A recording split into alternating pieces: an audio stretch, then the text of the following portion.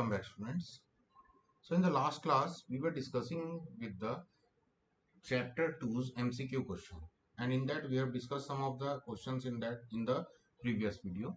So continuing that part only, and in this part we are going to discuss about the next set of questions here in this video. So the next question here is asking that which of the following are chemical changes? Out of the given four options, we have to find out that which of the given is the chemical change. So the first is decaying of wood. The second is burning of wood. The third is sawing of wood. The fourth is hammering of a nail into a piece of wood. Okay. So here, out of these four options, we have to find out which of the following are the chemical changes. Okay. So decaying of wood. Decaying of wood, it means that the wood here is been converting. Okay, it is been converting, or it is been decaying out. Okay, so the decaying process, it is one of the process where the wood's compound, okay, it is breaking down.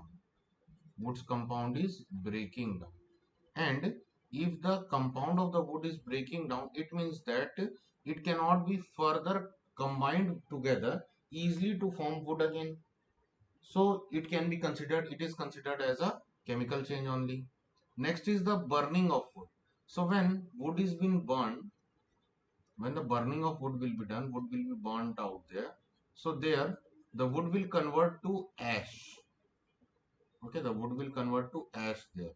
And when wood is converted to ash there, then also it is not possible to obtain wood back from the ash. So it is also what?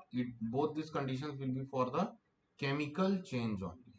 Next is the sawing of wood. So sawing of wood means to convert the woods into chips. So that is a physical change only, because you are changing the shape of the wood there. You are not converting the you are not converting the chemical composition of the wood here. You are just changing the shape of the wood there. Okay. Similarly, hammering of a nail into a piece of wood, it is also a kind of physical change only, because here also you are forming a hole or gap in the wood. You are not changing chemically any chemical composition, or the compound of the wood is not being changed out here also. So both these, that is the number 3 and 4, are physical changes, while the number 1 and 2 means the decaying of the wood and the burning of the wood would be considered as a chemical change. So hence the answer will be option number A, that is 1 and 2. Okay. Next, moving to the next question here.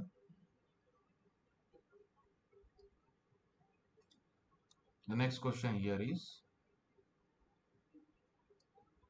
two substances A and B are made to react from a third substance A to B according to the following reaction.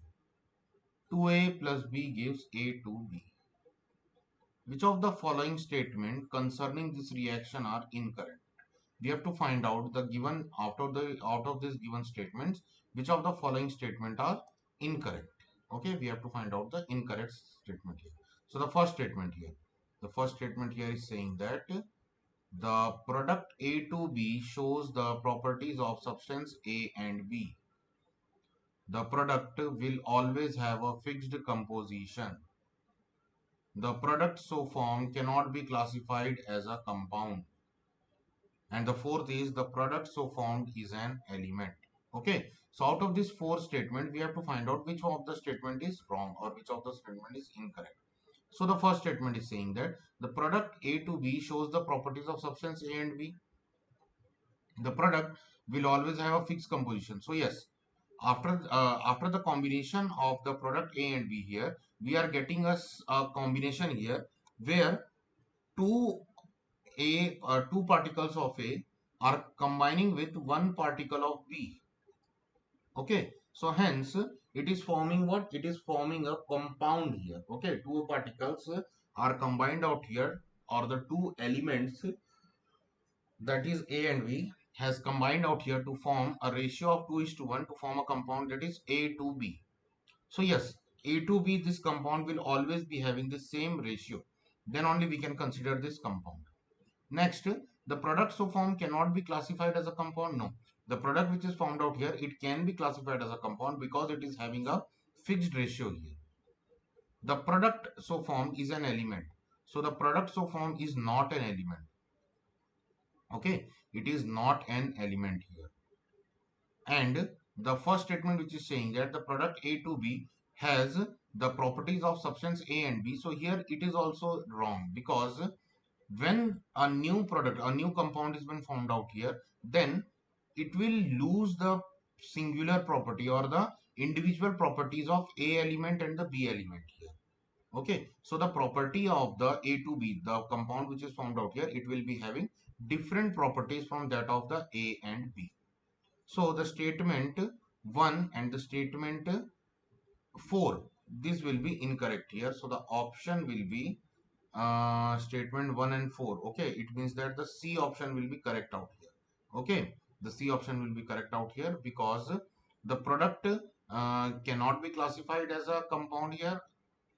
The product so formed cannot be classified as a compound.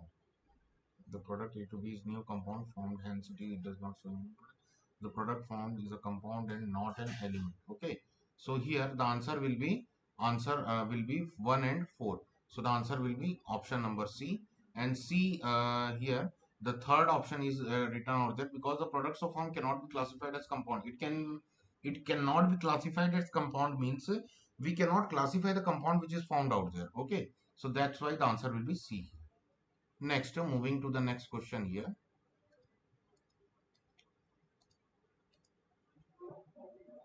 In the next question, two chemical species, that is X and Y, combine together to form a product P which contains both X and Y. Okay, so two chemical species, that is one is X and other is Y, they both are combined together to form a new product, a new substance, that is P. So the next statement after this is that X and Y cannot be broken down into simpler substance by simple chemical reactions. So which of the following concerning the species X, Y and P are correct? We have to find out of this four statement which of the statement is correct. So P is a compound, X and Y are compound, X and Y are elements, P has a fixed composition. Okay, so out of this four statement we have to find out that which of the four statement is correct here. So if X and Y are combined together to form product P, then yes, P is a compound. Okay, so first statement can be correct. Next, X and Y are compound. So it is not specified here, or it is not given here that X and Y cannot be broken down into simpler substance by simple chemical reactions. Okay, so X and Y can also be broken down into simpler substances by simple chemical reaction. It means that X and Y can't be a compound. It can be element. Okay, it can be element. Next, P has a fixed composition. So yes, if X is combining with Y to form out the P, so yes, compounds are generally having a fixed composition. So the option can be 1, 2 and 3. Okay, so the option can be 1, 2 and 3. Let's check the option. Is this option is present in our uh, answer? Okay, so here the options are 1, 2 and 3, 1, 2 and 4, 2, 3 and 4, 1, 3 and 4. So here the option D will be correct here. Okay, the option D will be correct because the 1, 3 and 4, both all the three of these statements are correct here. Okay, so option D will be correct. So how we can say that option D is correct, that is 1, 3 and 4 statement are correct? Here we can observe that the given the substance X and Y are combining together to form P. So it means that X and Y are combining here. Okay, X and Y are combining here to form P. It means that P is naturally a compound of X and Y. Okay, so hence P is a compound. Okay, so first statement is true here. Next, the X and Y are compound. So here in this particular statement, it is never mentioned out there that X and Y are compound.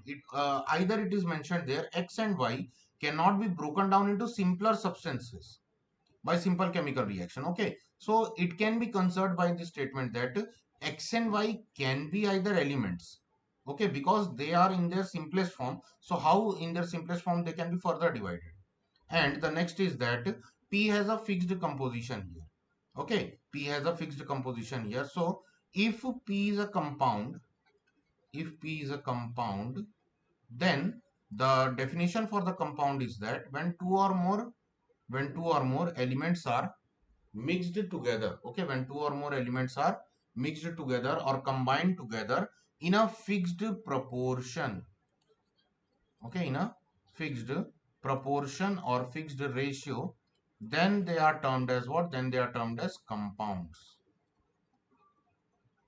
Okay, then they are termed as compounds. Okay, so this is the definition for the compounds, and hence P can be termed as compound which is possessing a fixed composition. So hence the option D is correct here. The option D is correct here. Okay, so moving next here. So option D is the correct answer. Okay, so let's see the next question here. That is the question number 10. So the question number 10 is asking here, blood and seawater are they both mixtures? A option. Are they both compounds? B option. Blood is a mixture whereas seawater is a compound, or blood is a compound and seawater is a mixture. So we have to find out that option A, B, C, D out of which is the correct statement for the given question here. So first, blood. Blood is combination of lymph, that is plasma,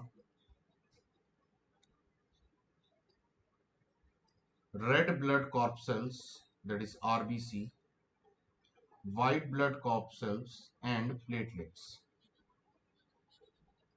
Okay, these four things are combined together in blood to form blood. Next, for seawater. So seawater is also a combination of different types of salts and water. So here we are seeing that for one or more substances are combining here. Okay, one or more substances are combining here to form blood also and to form the seawater also. So generally we can consider that they are mixtures. They both are mixtures in which more than one components are combined out there. So hence the option will be option A, that both blood and seawater are what? They both are mixtures. Moving further.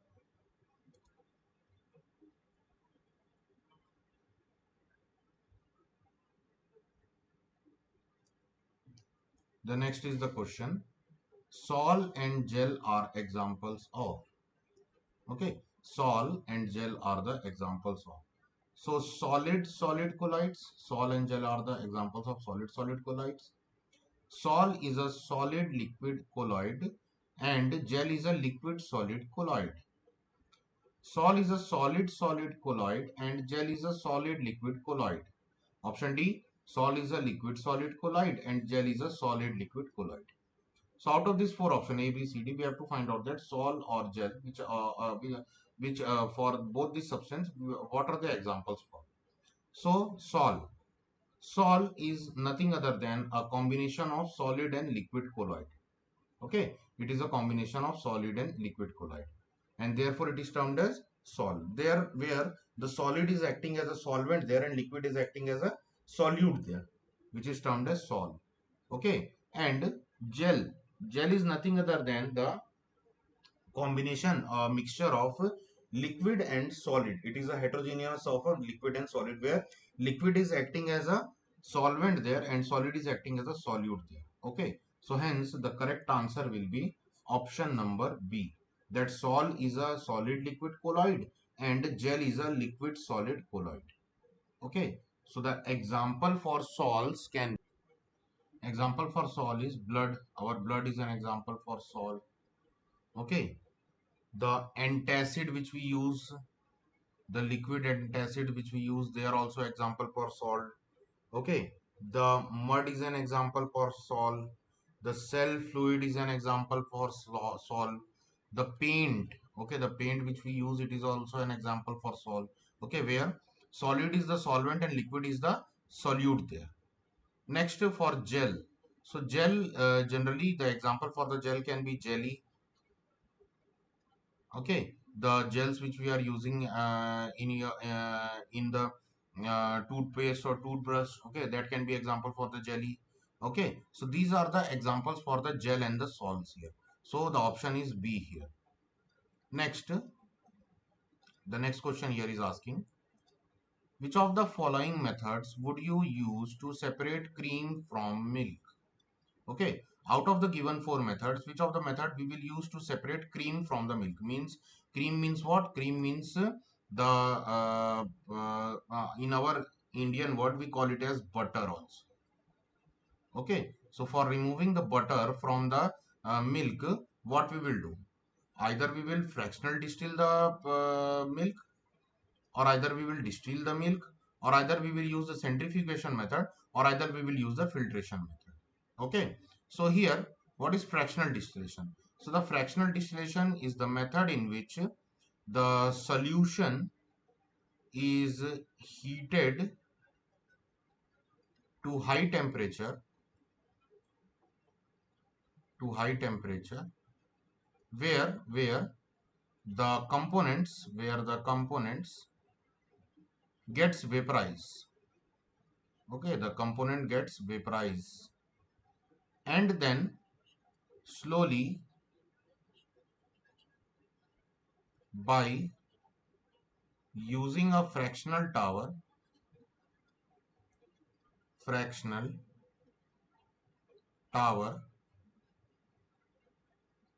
we decrease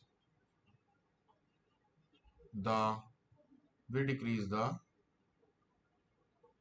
temperature and obtain different components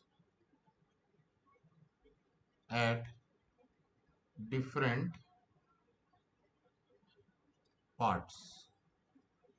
Okay, so this is the fractional distillation. Generally petroleum products has been fractional distilled. Okay, the air's gases, okay, the gases from the air is being separated by using fractional distillation. Okay, so fractional distillation is the process where the solution of the component, okay, the mixture of the component is the component is firstly heated to very high temperature, then they are slowly cooled down there. Okay, and at different steps, or at different part of the fractional tower, we will obtain different sections, because all the components will be having different melting point temperature and boiling point temperature. So according to this, at different part of the fractional tower, we will obtain different substances. Okay, next process is the distillation process. So distillation process is the process in which two miscible liquids, okay, miscible liquids. So miscible liquids, what? Miscible liquids mean two liquids which have uniformly mixed with each other. Uniformly mixed liquids. Okay. Two miscible liquids are uniformly mixed liquids. For example, ethanol with water. So here, by using the distillation process, we can easily separate water from ethanol. Okay, because water is having lower boiling point temperature than ethanol. So what will happen there? Ethanol will not vaporize and the water will vaporize there. And then vaporized water will be connected into a distillation distillation tower, where by using the condensation method, we will convert water back into its liquid form. Okay. So pure water can be obtained by the method of distillation here from the mixture of ethanol and water. Next is the centrifugation method. Okay, before that, let's discuss about the filtration method. So in filtration method, generally filters are used. Okay, filters are used. So we can use a funnel. There we can add a filter paper. Okay, we can add a filter paper, and using this filter paper, if a solid substance is present in a solution, then passing the solution from this filter paper, we will find out that the solid substance will be collected here on the filter paper, and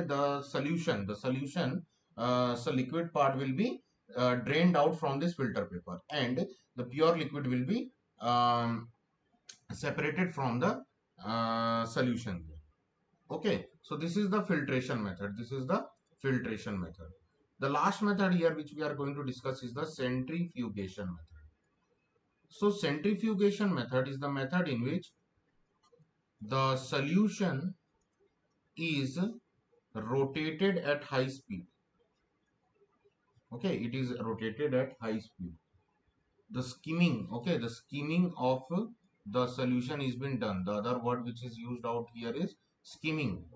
So skimming is a process where the solution is been rotated by using a machine or by using our hand power only. Okay, by using a skimmer. Okay, by using a skimmer. And then for milk, if I am considering for milk, so milk is what? Milk is a colloid. Okay, milk is a colloid. So there, on skimming of the milk, we will find that the cream from the milk is becoming froth like structure. Okay, the froth like structure will be obtained when we are skimming the milk. Okay, when we are skimming the milk, we will see that a froth like structure is obtained out there, which is the cream.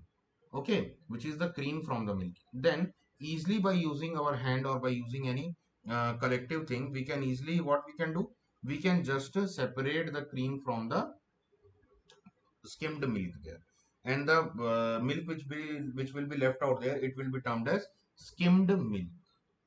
Okay, so hence the answer here is centrifugation.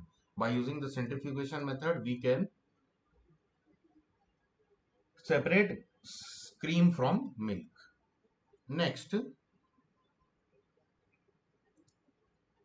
the next question here is, cooking and digestion of food is, they both are physical process, they both are chemical process. Cooking is a physical whereas digestion is a chemical. Cooking is a chemical whereas digestion is a physical. So cooking process, in cooking process, the food is totally changed. It has been generally heated, and the heating process is what? It is a chemical process only. And the digestion process of food is the process where complex food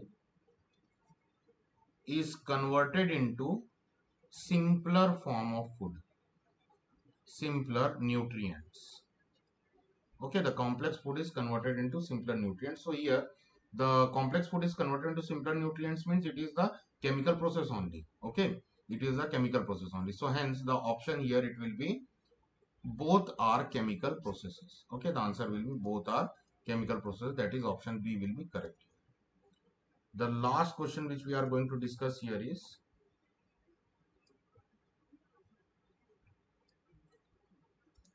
mercury and bromine are both liquid at room temperature, solid at room temperature, gaseous at room temperature, or both A and B. Okay, so the correct answer here is mercury, which is only liquid. Okay, mercury is only liquid metal at room temperature. It is only liquid metal at room temperature. Okay, and bromine is also a non-metal which is liquid. Okay, which is in its liquid form at room temperature. Bromine is also in its liquid form in its room temperature. So hence bromine and mercury both are in liquid state at room temperature. So the answer will be A, liquid at room temperature. Okay, so these were some of the important MCQs for chapter number 2. I will provide you the PDF for this MCQs, and this is the MCQs for chapter number 2. So please go through this, and if possible then copy it down in your classwork copy. So thank you for today. We will continue with more MCQs for chapter 1 also in the next class. Thank you.